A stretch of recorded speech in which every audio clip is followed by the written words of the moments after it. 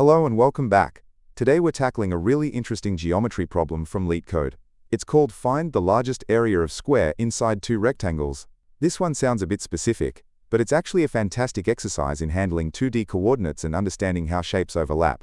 We're going to break down the logic step by step, so you can solve any intersection problem like this in the future. Let's get started. Here is the problem description.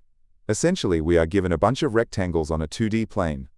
We get two lists of coordinates, one for the bottom left corners and one for the top right corners. Our job is to find the largest square that can fit inside the overlapping region of at least two rectangles. If no two rectangles overlap, we just return 0. So we're looking for pairs of rectangles, finding where they intersect, and then seeing how big of a square fits in that intersection. Let's simplify the goal. We have a collection of rectangles. We need to check pairs of them. For every pair, we ask two questions. First, do they overlap? And second, if they do, what is the largest square we can squeeze into that overlapping space? We want the biggest possible area from any pair we can find. Here's a key insight.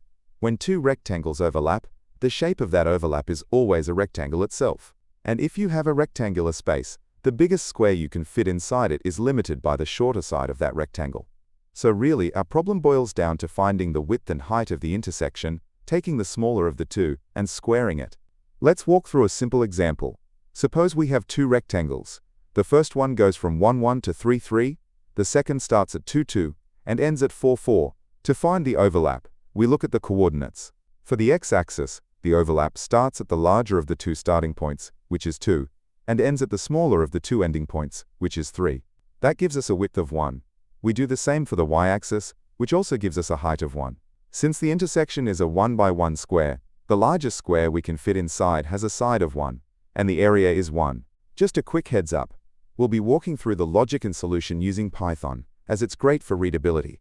But don't worry if that's not your main language. I'll be showing the full code for Java, C++, and JavaScript towards the end of the video, so stick around. The editorial calls this approach traversal plus computational geometry. That sounds fancy, but the intuition is straightforward. We simply treat every pair of rectangles as a separate candidate. We loop through every possible combination of two rectangles, calculate their overlap, and keep track of the best result we've seen. We don't need to worry about complex shapes formed by 3 or 4 rectangles, because any valid square inside 3 rectangles is also inside 2 of them. So checking pairs covers everything. So how do we actually calculate the overlap? Think of it this way. For the overlap to exist horizontally, it must start after the latest start point and end before the earliest end point. So we take the minimum of the two right side coordinates and subtract the maximum of the two left side coordinates. That difference is our width. We do the exact same thing for the vertical coordinates to get the height. If either of those numbers comes out 0 or negative, it means the rectangles don't touch, and we can ignore that pair. Before we get into the code, let's talk about the real reason people fail at LeetCode. It's not because they can't reverse a linked list. It's because they break their daily streak. I built my daily to-do specifically to solve this. You can set Solve Daily LeetCode as a routine task.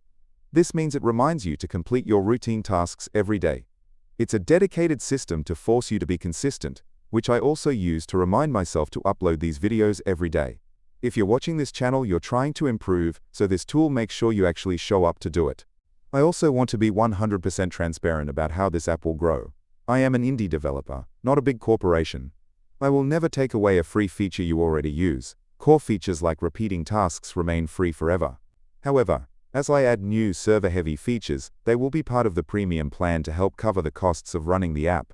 Also, the price of premium will go up every time I ship a major new feature, so the best time to get involved is right now, while it's early.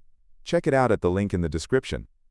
Okay, we've talked about the big picture and the logic. Now let's see what this looks like as actual code.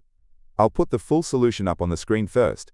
And don't worry, after that, we'll walk through the most important sections together. Alright, here's the Python code for the solution.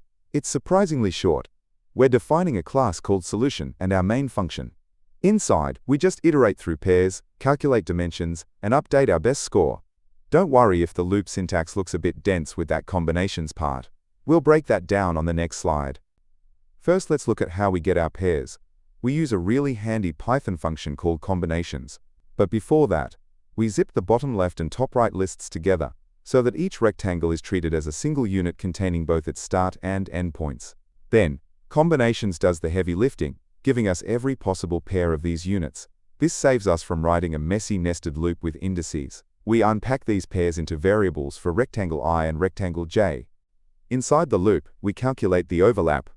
For the width, we access the x-coordinates, which are at index 0. We take the minimum of the two right edges, and subtract the maximum of the two left edges. We do the exact same thing for the y-coordinates at index 1 to get the height. This is the direct translation of the logic we discussed earlier. Finally, we update our answer. The side of the largest square we can fit is simply the smaller of the intersection's width or height. Now we check if this new side is larger than the best one we've seen so far, which we store in the max size variable. Note that if the rectangles don't overlap, one of our dimensions will be negative, so the minimum will be negative, and our max size won't change because it starts at 0. At the very end, we just return max size squared to get the area. So how fast is this solution? The time complexity is big O of n squared. This is because we are checking every possible pair of rectangles. If we have n rectangles, we have about n squared over 2 pairs. For the constraints of this problem, that's perfectly acceptable. The space complexity is excellent. Big O of 1, or constant space. We're just calculating values on the fly, and updating a single variable, so we aren't using any extra memory proportional to the input size. Alright, that covers the main solution in Python. As promised, for those of you who code in other languages, I'm about to show the full solutions for Java, C++, and JavaScript. I won't be breaking these down, so just pause the video on your language of choice to check it out. Alright, as promised, here is the full solution in Java. You can pause the video here to take a closer look at the implementation. Notice we use nested loops here, instead of combinations. Next up, here is the C++ version of the solution. Again, feel free to pause and review the code. It follows the same logic using vectors. And finally, here is the solution in JavaScript. Hopefully seeing it in a few different languages helps solidify the concepts. So let's wrap it up. We learned that we can solve this by simply checking every pair of rectangles. We also reinforced the standard formula for finding intersections, minimum of the ends, minus maximum of the starts. And finally, we remembered that the limiting factor for fitting a square inside a rectangle is always the shorter side. Also, if you're looking for even more LeetCode problems beyond the daily challenge, I've started a second channel called LeetCode Unlocked. It's where I'll be posting solutions to a ton of other problems, so if you're serious about your interview prep, be sure to check it out. The link is in the description below. Hope this LeetCode solution breakdown made sense. If it helped, give that like button a click, maybe subscribe for more, or drop a comment if you have questions. Make sure to turn on the notification bell so you know straight away when I upload a video, because I upload videos daily. If you want to support the channel, a few people have asked how I plan my solutions. I'm a big fan of sketching out the logic and data structures on a tablet before I code. It really helps. I've put affiliate links in the description to the tablet I use and a few other good options. Using those links doesn't cost you anything extra but really helps me out. Or, if you're feeling generous, there's always the Boba Fund. Keep coding and I'll catch you in the next one.